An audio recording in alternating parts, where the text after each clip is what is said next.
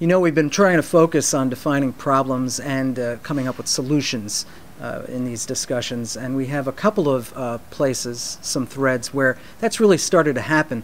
The one that I'd like to point to first is our discussion around the responsibility that we have for bridging cultural divides with American Muslims. We've had a number of differing points of view.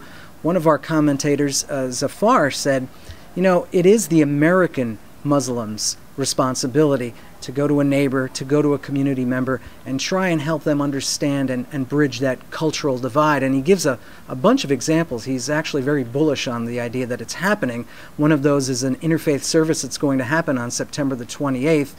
And so I want to ask you, what's your insight?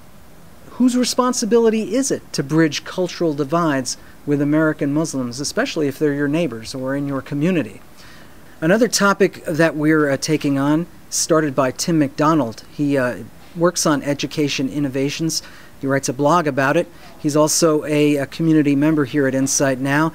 He was prompted by a column that was written about school reforms. The argument in the column was that school reforms are kind of nibbling at the edges. His point is basically that really what we ought to be looking at is whether kids are motivated.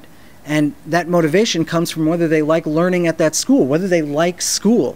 So he's trying to make a case that maybe we ought to be focusing on that. My question to you is, did you have to like school in order to do well in school? Let us know.